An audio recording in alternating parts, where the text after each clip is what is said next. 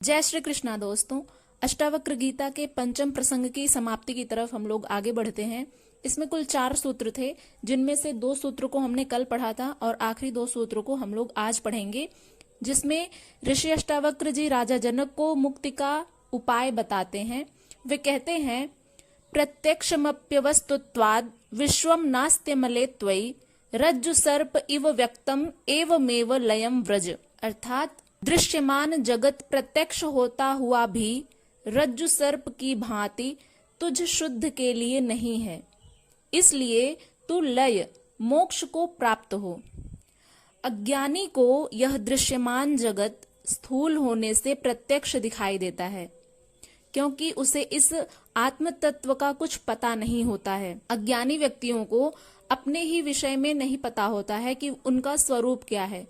वे आत्म तत्व को जानते ही नहीं हैं।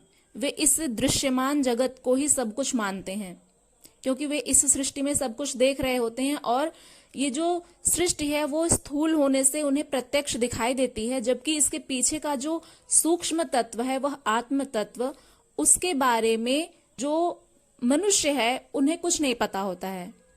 वह इंद्रियों का विषय नहीं होता है। जो आत्म तत्व है वो अत्यंत सूक्ष्म होने से इंद्रियों का विषय नहीं होती है। इंद्रियां कौन कौन सी हैं? हमारे आंख, कान, नाक, जीभ और त्वचा, ये सब जो हमारी इंद्रियां होती हैं, इनसे हम सांसारिक विषयों का ही भोग कर पाते हैं।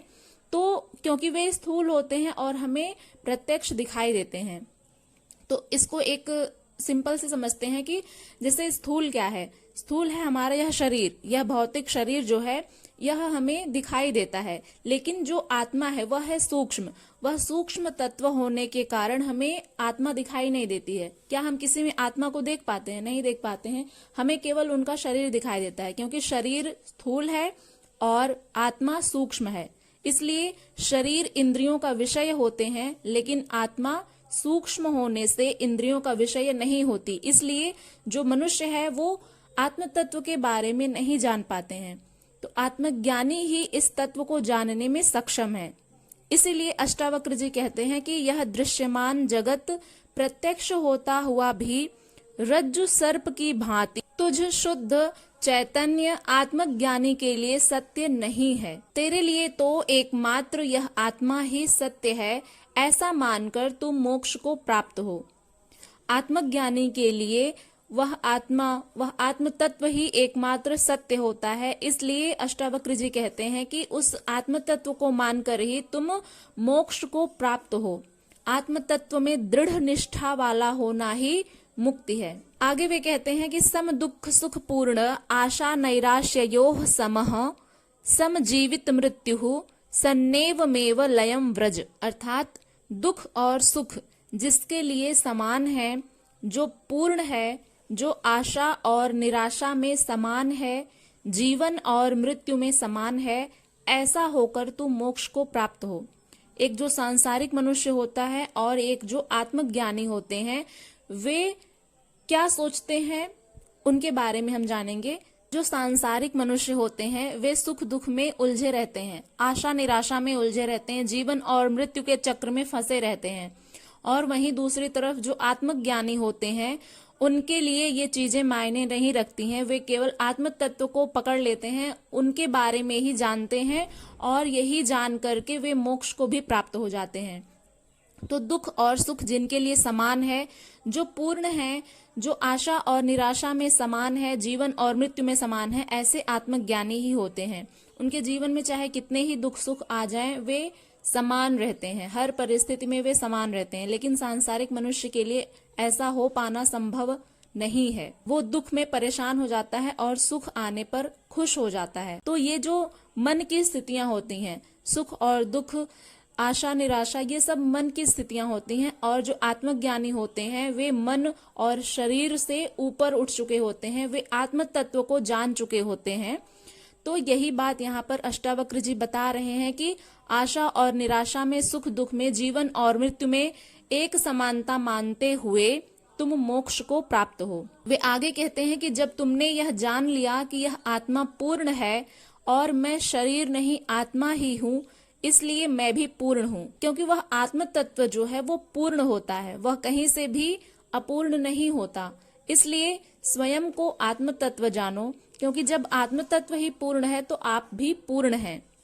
यह सुख दुख मन के धर्म होते हैं, आशा निराशा ये चित्त के धर्म होते हैं, और जीवन और मृत्यु ये शरीर के धर्म होते हैं। जैसे सुख दुख हमारे मन से प्रकट होते हैं, आशा और निराशा ये हमारे चित्त के धर्म होते हैं, और जीवन मृत्यु यह शरीर के धर्म होते हैं। मनुष्य अपने शरीर से ही जीवन पाता है और शरीर से ही उसकी मृत्यु हो जाती है। तो इन तीनों से परे, सुख दुख आशा निराशा और जीवन मृत्यु से परे चैतन्य आत्मा है जो साक्षी है। इन तीनों से परे वह चैतन्य आत्मा है जो कि साक्षी है, वह दृष्टा है, सब कुछ देख रहा है। अतः ये आत्मा के धर्म कदापि नहीं है। इसलिए जब तू आत्म तत्व में दृढ़ निष्ठा वाला हो गया तो तुम्हारे लिए ये सब समान है। जब व्यक्ति आत्म तत्व में दृढ़ निष्ठा वाला हो जाता है, जैसे कि राजा जनक भी तो एक मनुष्य ही थे, जैसे सांसारिक मनुष्य रहते हैं वह भी एक मनुष्य थे, राजा थे, लेकिन उन्हें आत्म तत्व का बोध हुआ, तो इसलिए हमें भी हो सकता है।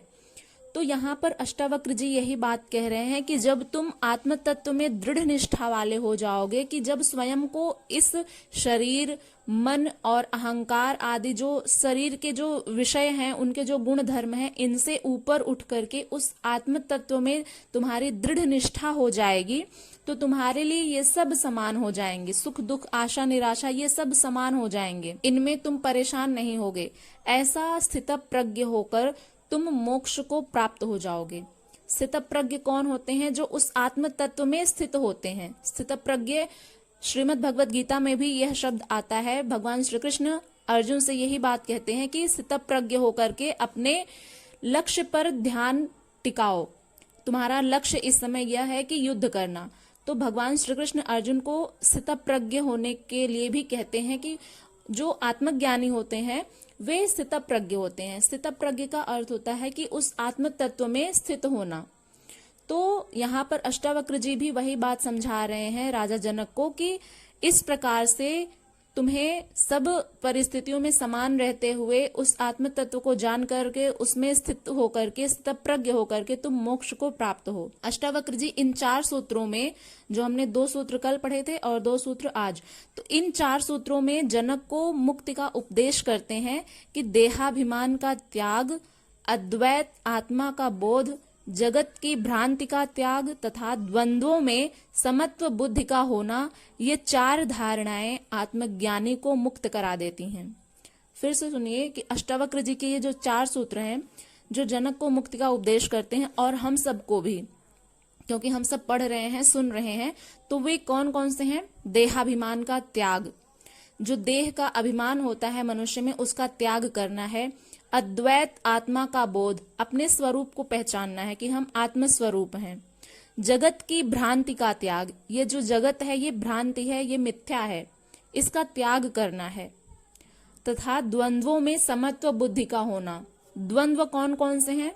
तो अभी हमने पढ़ा कि जो शरीर के मन के गुण धर्म होते हैं वही द्वंद्व होते हैं, जैसे सुख दुख आशा निराशा, और जो परिस्थितियां आती रहती हैं, जैसे कि मनुष्य प्रसन्न हो जाता है, कभी रोता है, हंसता है, तो ये सब जो द्वंद्व हैं इनमें समत्व बुद्धि का होना, समान रहना, अपने आप को परेशान न करना, चित्त का स्थिर रह जाना, उसी आत्मा में स्थित प्रज्ञ हो जाना, ये 4 धारणाएं आत्मज्ञानी को मुक्त करा देती हैं। इति अष्टावक्र गीतायाम पंचमम प्रसंग समाप्तम। इस प्रकार से अष्टावक्र गीता का 5वां प्रसंग समाप्त होता है। आशा करते हैं कि ये वीडियो आपको पसंद आई होगी। यदि ये वीडियो पसंद आई हो तो इसे लाइक करिएगा, अपने दोस्तों के साथ शेयर करिएगा और अपना फीडबैक जरूर दीजिएगा कि आपने इन 4 सूत्रों से क्या सीखा। कल हम लोग अष्टावक्र गीता का 6वां प्रसंग प्रारंभ करेंगे। तो मिलते हैं नेक्स्ट वीडियो के साथ, तब तक के लिए अपना ध्यान रखिएगा। हरे कृष्ण।